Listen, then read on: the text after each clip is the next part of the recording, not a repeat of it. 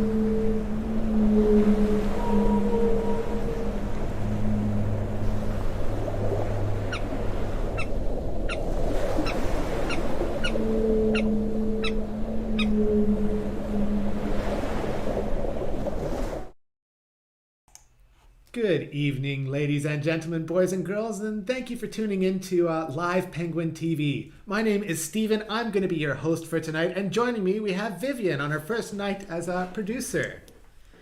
Where's the camera? Hi guys, how's it going? My name's Vivian, or Viv. I'm one of the rangers who's been answering all of your questions on Facebook for the past however many months it's been now. So it's lovely to finally see your faces, I guess. Last night we had 930 penguins, and I want to thank Karen for cheating and telling all the Waddle Watchers a little bit early tonight. I'll be monitoring YouTube and Facebook and trying to ask Stephen as many questions as I can think of tonight. Thank you. Thanks, Viv. So yes, we had 930 penguins last night. I was lucky enough to meet Karen today, and she was cheeky and put the number of penguins out on Facebook already. So usually we like to ask our viewers how many they thought came in the night before in the comments, but we thought there's no point tonight. You guys, most of you, would have known the answer already, because we have a group of dedicated Waddle Watchers who tune in almost every night to watch the penguins. Yeah, so we thought, maybe no point doing that. You guys would be able to see the number already. Now I'm just going to scan across the beach because I believe we have some penguins nearby. Maybe not. No, I thought I heard over the radio we had some penguins getting ready to cross the beach. We've seen a few penguins hovering around the water's edge. So we never know what we're going to see, but we'll keep our eyes open and peeled. And we've been having very lucky timing the last few nights. Last night we had to wait a little bit, but usually the penguins have been coming in a little bit early. But tonight, it's a pretty clear sky. Looks like the penguins are going to make us wait, which is great because it gives me a chance to actually do a proper introduction without the distraction of our little waddlers crossing the beach. So I do want to start off by acknowledging the land where we are viewing the penguins from. Acknowledge traditional custodians of the land, the Bunurong. And we'd like to pay our respects to their elders, both past, present, and emerging. Now, in the comments, if you are from Australia or maybe one of the other countries in the world where you're viewing from. If you have traditional custodians on your land, could you let us know who the traditional custodians are? We find that information really fascinating. And if you don't know, there we go. Nice group there. If you don't know who the traditional custodians are, it might be worth having a look into. It's always important to pay your respects to those traditional custodians who've lived on the land for countless generations before we came here. There we go. We got our first penguins crossing the beach here over at Penguins Plus. This is a nice little group to start the night with. I'll see if I can zoom in on them for you guys. Now this live stream is brought to you in the comfort of your home thanks to the Phillip Island Nature Park. We are a not-for-profit conservation organization, and our job is really to help protect these lovely little penguins that you see crossing the beach in front of you. We use tourism to help fund our conservation work. We're a bit unique in the world in this respect because we rely so heavily on people coming here onto Phillip Island, watching the penguins, and little wallaby jumping across the screen. And all of the money we get from the sales of tickets goes back into conservation work. Being not-for-profit, we're not keeping that money and making large bonuses out of it at the end of the financial year. No, we give the bonuses back to our penguins, back to the koalas, and back to about 20% of Phillip Island. Around 1,800 hectares of land is under our care. It's a lot of land that we're taking care of, and a lot of the native species are just thriving as a result. These penguins were on the verge of extinction, even 20, 30, 40 years ago. And we've managed to bring them back from being threatened to being eradicated off Phillip Island to now being the largest little penguin colony in the world, which is pretty fantastic. All right. Now, I'm not sure if you were listening, Viv. Did you hear how many were in that first group that crossed the beach? No, totally missed it, No, Viv has unfortunately. missed It it. was a bit, That's right. Maybe we'll radio Paul and get that one because I don't know if he radioed that through or not. I've been talking too much. I haven't been listening on the radio. But I like to see, maybe leave in the comments how many you think crossed in this first group. Well, it's a pretty sizable group. Now, Paul is one of our rangers who is counting the penguins tonight. We actually have two rangers who count our penguins. Paul will be counting the penguins that are coming out in front of us. And we have another ranger on the beach who's counting the penguins on the far end of the beach where we're not going to be watching them. Our camera doesn't reach that far. Did you hear how many, Vivian? Yes, we had 88 penguins in that first group. 88 penguins in the first group. We are just spoilt for choice tonight on which penguins we want to look at. 88 is a really good number to get on the first raft of penguins that come onto shore. And when a group of penguins in the ocean, it's called a raft of penguins. But when they come onto land, they're no longer a raft. Officially, they're just called a group of penguins. Unofficially, we love to call them a waddle of penguins. Because they do love to waddle across the beach. And here we see them scrambling over the rocks in the background. A few of them are preening their feathers in the middle of the screen here. A couple down the bottom might be scattering scampering across the rocks trying to get home. And there is a lot of penguins in this group coming out here as well, although I think I missed the majority of them. Looks like they're hiding under the bushes already.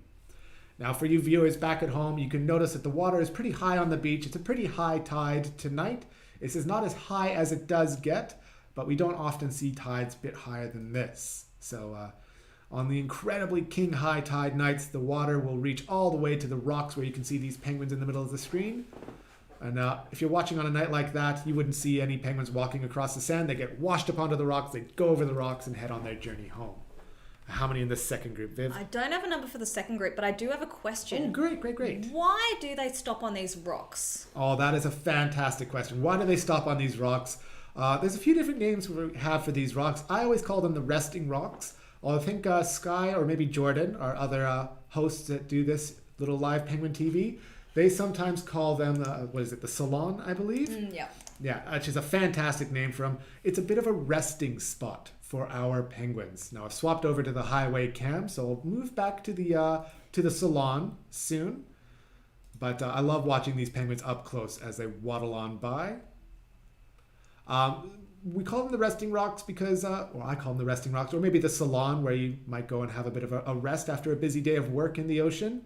And these penguins head up onto these rocks. They stop there for a while because they've reached the safety of the coverage of the crossing the beach, getting onto the sand dunes. When they're on those rocks, they don't have to worry too much about predators. There's lots of little natural burrows around they can run around and hide in. There's lots of foliage they can use for cover. Let's have a look back on this main camera again. So you can see they cross the dangerous part of the beach. In the background, there's quite a bit of sand there where there's nowhere for our penguins to hide. If they're in the middle of that sandy beach, if it's a low tide, they even have longer to walk. They either have to run all the way back into the ocean, or they have to run all the way across the beach, head onto land. And it's a bit of a long and dangerous dash for them to do that. But once they reach the safety of these rocks, if a predator was to come along to scare them, they've got these lovely bushes just right next to them. They can run and scamper around, hide under the cover of bushes. They'll be safe and sound. So they feel comfortable where they are right now, comfortable enough to take a few deep breaths after a bit of an adrenaline rush of crossing the dangerous beach. And they're socializing.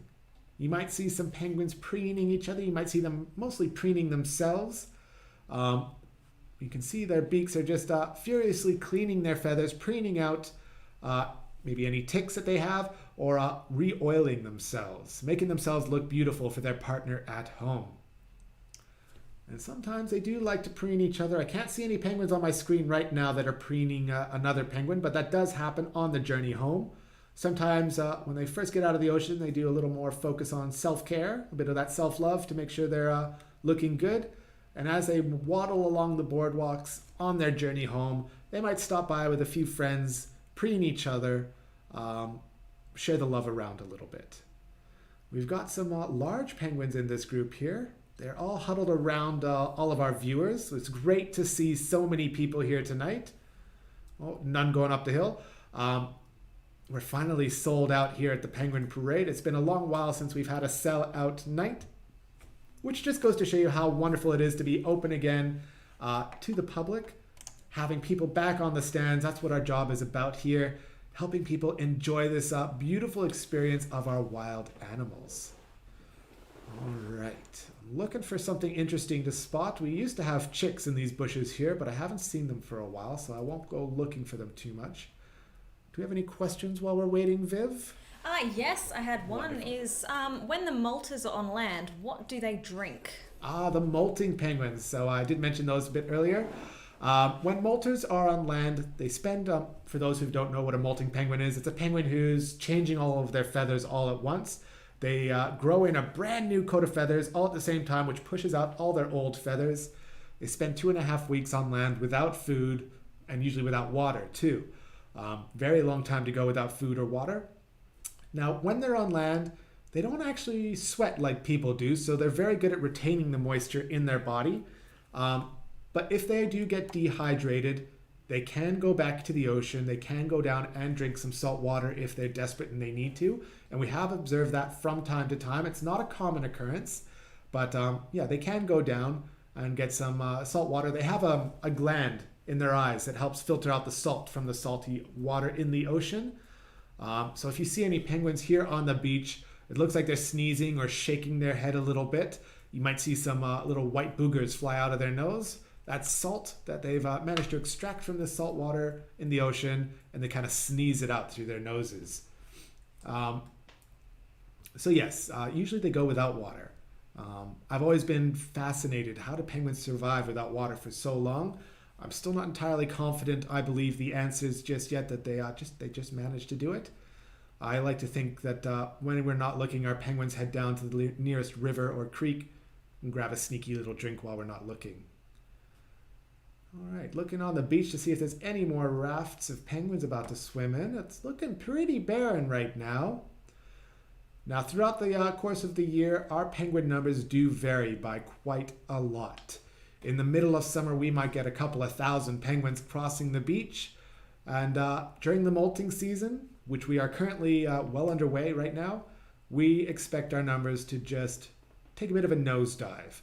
Our penguins are spending as long as they can out on the ocean, fattening themselves up for that molt, where they have to spend those 2.5 weeks, very roughly 2.5 weeks on land without any food or water. They come home when they're big and chunky. As I like to call them, certified chunkers are the ones who are coming home getting ready to molt. In order to survive that long without food, you need to have some energy reserves stored in your fat, or more specifically in their muscles. Penguins are out there swimming day after day, swimming up to 50 kilometers in a single day. They're not putting on any fat when they're out there getting lots of fish. They are, in fact, putting on a lot of muscle. And muscle breaks down a lot more slowly than fat reserves do. And because they're out there in the ocean trying to get as big as they can to survive the molt, they might spend a month on the ocean at a time just trying to get all the fish they can. And when they come home to land, they'll be spending 2.5 weeks without really going into the ocean, which means we have very little transition between the two ecosystems of the ocean and the land here. So we expect our numbers of beach crossings to go down by quite a bit. But I've seen a few of our penguins, they've already managed to finish the molt. And you never know, we might get an autumn breeding attempt this year. Sometimes after the molt, the penguins who are very efficient and manage to raise their chicks nice and quickly in the season, they'll go out again and they'll try for another late breeding attempt. In the winter months, it's very difficult for penguins to have babies. But during the autumn months, there's still a bit of warmth in the ocean. A lot of fish are still left around, so they might be able to get one very last final desperate effort to have babies this year. We got this one penguin out on the ocean, a couple of penguins here on the water's edge. They're looking a bit nervous. You can see that these guys are almost hunched over down here on the beach. I'm not sure if my camera will focus. When a penguin is nervous about a beach crossing, you'll see them hunched over really low to the ground, keeping a very low profile. They don't want to stand out. They're not feeling too brave. Sometimes, ooh, hello wallaby, you just scared a little penguin, didn't you? Yeah, they decided back into the ocean. I don't want to deal with that wallaby. I'm not feeling brave enough to cross just yet. But when our penguins are feeling brave, you'll see them standing a bit more upright, chest almost puffed out. Ooh, what's going on here on the highway camera? Oops, wrong one. A couple of chicks chasing after a penguin. Let me see if I can get those back into frame. Couple of late chicks in the breeding season. These ones would not be autumn breeding attempts. These would have been remnants from the summer breeding seasons, just very late ones. Couple of very late chicks in the year. You guys need to grow up and get out of the house. Poor mom and dad, they need to put on some weight after you move out. Wow, that's fantastic. I was not expecting to see late chicks this late in the year. It's well past when they should have already moved out. How are we going for questions, Viv? It looked like you got a nice list of questions. I do. So, going on from the last question, what do they eat when they're on land? Ooh, what do penguins eat when they're on land? Absolutely nothing. Even if a fish was to magically drop out of the sky in front of them, I doubt a penguin would pick it up and eat it. They do not eat at all when they're on land. All right, those chicks have disappeared. Let me swap cameras. Yeah, they don't eat when they're on land. All of their food comes from the ocean. Penguins are... I like to call them pescatarians. They eat ocean food only. They eat fish or squid. They can even eat jellyfish, which is really interesting. But none of their food is on land. So if they decide to spend the entire night here on land, they're going without any food. There's no late night snacks for them on land here. Ooh, a few more penguins have decided to join in. Is that a nice big group? Ooh, not too big. But there's a nice little increase in our numbers that have just crossed the beach here. And some of these penguins, when they cross the beach, they like to decide to rest with these penguins who have been on the resting rocks for a while. And the others, they're in a rush to get home. They just barrel on through, continue on their way home. Some of them are more eager to get home than others. I couldn't tell you the reason why for that. I'm sure penguins have their own reasons for why they like to rest or why they like to rush home. But if you come here to the Penguin Parade, you're always welcome to ask the penguins those questions yourself. It's great to see lots of little friendly ones. Oh, we got some more penguins on the highway camera. There we go. We'll see if I can keep these guys into frame here. Fantastic. These guys are really motoring along the boardwalk, or next to the boardwalk on our Penguin Highway. I can't imagine any molters would be able to move that quickly along our pathway. They look fairly skinny to me. Yeah, I don't see any pre-molting penguins there. Well, That's a bit of a chunker there, but doesn't look like he's ready just yet. Fantastic. All right, I'm going to swap back. Oops, I swapped to need to swap back to the main camera for you guys. But let me change this one over here. I just want to see if there's any more penguins coming. No. Alrighty. Let's go back to the main beach camera right here. Lovely. All right, Vivian, how are we going with those questions? We want to get through as many as we can. So do they go to the same burrow each night? And how do they know that the burrow isn't already occupied?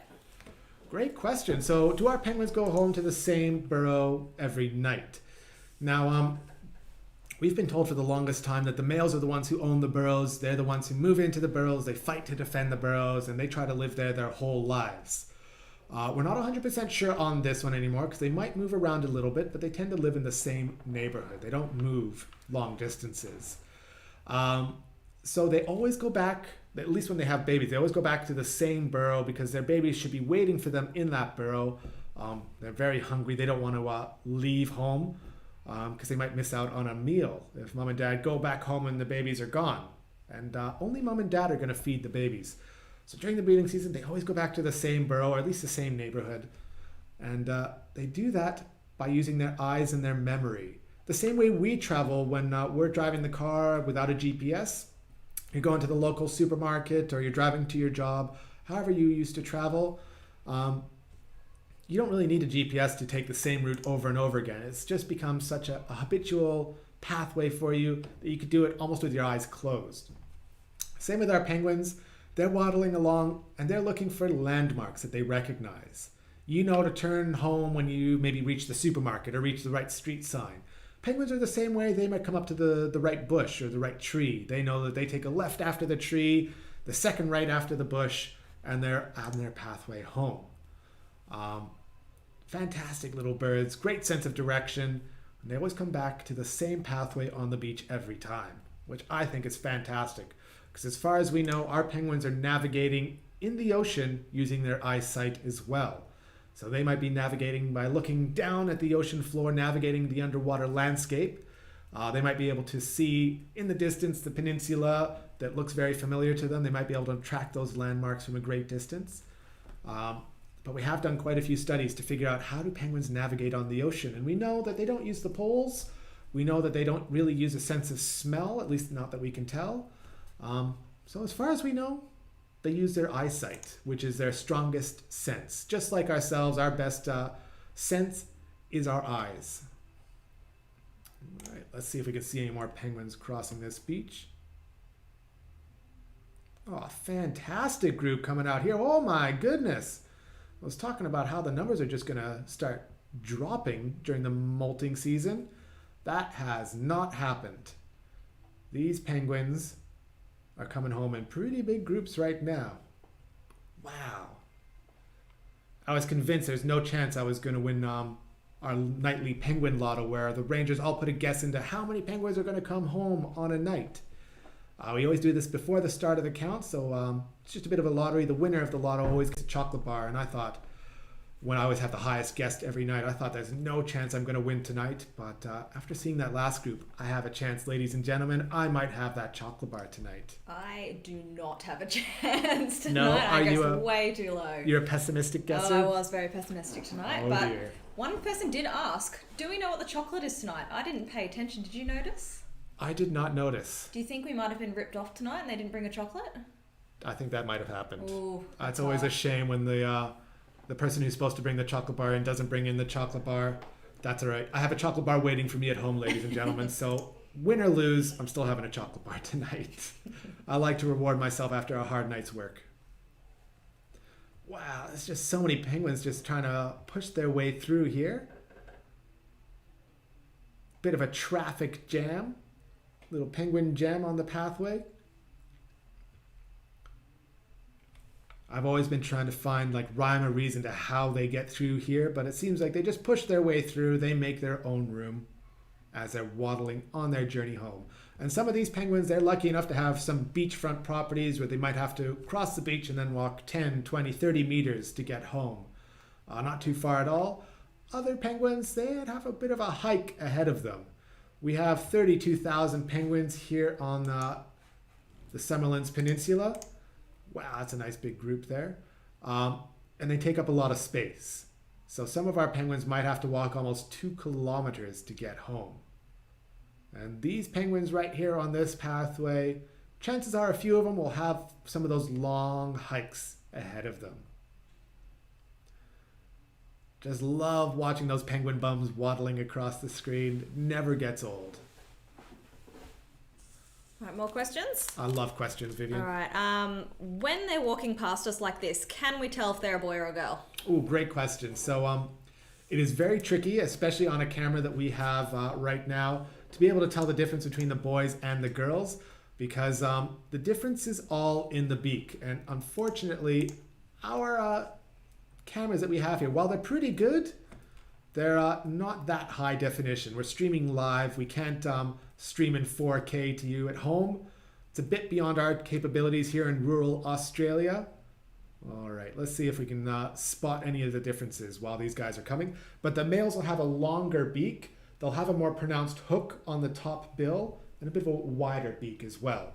So if you can spot the difference as they're waddling past, you have much better eyes than I do, and probably better resolution than on your camera than I'm getting on my camera. The best chance I ever have at gendering a penguin is if they stop right in front of me and I get a good look at them. Oh, I almost got you. You're just a little too quick for me, buddy. At a guess, I would have said that was a boy. It looked like a pretty thick beak to me. All right, let's swap back to the beach. But yeah, that's how our scientists even gender the penguins. They'll take calipers out. They'll measure the bill width. Anything, oh, I'm going to probably get a few annoyed researchers with me. I'm not knowing exactly the size of the bill width. It's either 12.4 or 13.4 millimeters or bigger. It's a boy, and anything under that is a girl. Do you remember the distance at 12.4 or 13.4? Yeah, it's definitely 12 to 13. It's less than a millimeter difference. That's what I can't wrap my head around. So it's very tricky to spot the difference between a boy and a girl just by eyeing it. But I do rely on that top bill hook as a real big indicator on how to tell the difference between a boy and a girl. And our young penguins are a bit harder to gender because they don't really grow into their beaks until they're sexually mature. So not until at least they're 2, maybe 3 years old can we really tell the gender of a penguin. They're not like mammals where you can just lift up their feathers and be able to tell the gender. Birds don't quite work that way. You have to get some really invasive investigation work going on to be able to tell the genders like that. And while these are wild birds and we're always interested in what they're doing, we like to give them a little bit of privacy.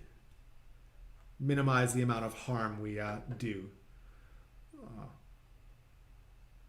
Bit of penguin stalling on the beach there.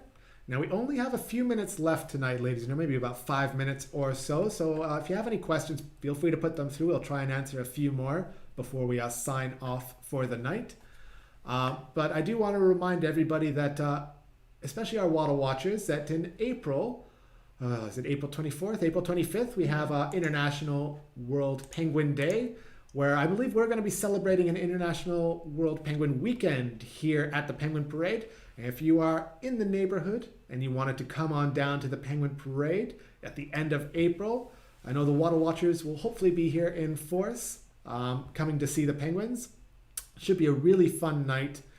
I'm not sure if we're going to be doing live streaming that night. Fingers crossed we will. I'm always onto our marketing department trying to encourage more live streams. So if we give them enough encouragement, they might be willing to schedule a few more live streams happening for Penguin Live TV come the end of April, which is going to be a lot of fun. We'll hopefully be able to spread some awareness about our wonderful penguins that we have here on Phillip Island. Well, I meant to swap cameras before doing that too. Hope you didn't get motion sickness there, ladies and gentlemen. Sorry about that. But we'd love to spread awareness of our penguins and some of the dangers that they do face here in the Australian environment. And the biggest dangers our penguins really face out on the ocean is a lot of marine debris, a lot of plastic in the ocean. The plastic is getting worse and worse and worse year after year after year. And we'd ask you at home to make a bit of a change in your daily lifestyles, maybe one small change that you can implement that could make a world of difference to our little penguins. Whether it's having your own little coffee cup you take to the cafe where you fill up with coffee every time rather than getting a disposable cup. Whether it's trying to remember to bring your bags when you go shopping every time. Or maybe just traveling a bit less in your car, taking public transportation. Anything that you can do to help the environment will be greatly appreciated. A small change can make a big difference, especially for our little penguins who are out on the ocean, trying to avoid all the plastic out there while they're eating fish. And they don't want to fill their bellies full of rubbish. They want to get those good nutrients. But if we keep filling our oceans with plastic, our penguins are going to suffer. And one thing that I have tried to do over the last couple of years is whenever I go to the beach and I take a walk along the beach, I bring a bag with me and I always take 3 pieces of rubbish off the beach with me. Doesn't take a lot of work to find those 3 bits of rubbish, but I always like to say take 3 for the sea. And at a minimum, I'll take those 3 pieces. Sometimes I'll take more if I can, but if you're on our beautiful beaches here in Australia, you are welcome to take a bit of rubbish off the beaches with you. Make the environment a better place than where you came to it. You can help the world in a small way like that. All right, Vivian, I want a couple more questions before we sign off for the night. I had a question I haven't seen before. It's not too hard though, so it's okay. Have we ever seen echidnas on the beach? Since we get bandicoots and rakalis and wallabies, we get everything on the beach. What about echidnas? I have never seen an echidna on the sand. I have seen them very close to the beach. If I zoom out a little bit farther, I would have seen them in these grassy, sand duney areas. Not all the way down this far down. Have you seen an echidna on the beach? Not on the beach, no, but I've seen one try to get into the old visitor centre before. Yeah. Down by our old visitor centre, we used to have echidnas that might try and waddle their way into the visitor centre. Echidnas are beautiful animals. They're not so common here on Phillip Island. We do have them, but I feel like I see them once every 6 months, it feels like. So yes, never seen one on the beach. Not to say it couldn't happen, I just haven't personally seen one myself. That's a great question. Yeah, but we get all sorts of animals down here. I haven't seen a bandicoot yet. I'm sure there have been some eagle-eyed viewers tonight who maybe spotted a bandicoot while I've been too busy trying to get the focus on the penguins. All right, Vivian's phone's going off, letting me know that my time is just about up. I think we have time for one final question, Vivian. One final question. So we've had this one a couple of times. Do they mate for life? Do our penguins mate for life? They don't. I like to say yes, they do mate for life because they're always mating throughout their lives, but they like to mate with lots of different penguins. They do not stay with the same partner their whole life. Our penguins are quite promiscuous. They do tend to get around a little bit throughout their lives, even in the same breeding season. But no, they won't stay with the same partner their whole life unless they have a very, very short life. They like to spread the genetic material around a bit, if you will. All right, that was a great question. I've had a really fun time with lots of great questions for you from everybody who tuned in tonight. Thank you so much for tuning in. I hope you had a wonderful night. Please tune in again tomorrow night. We'll be doing this live stream for a little bit longer yet, so you're welcome to tune in with us night after night. It's been a lot of fun. Thank you so much, and we'll see you all tomorrow. Bye-bye.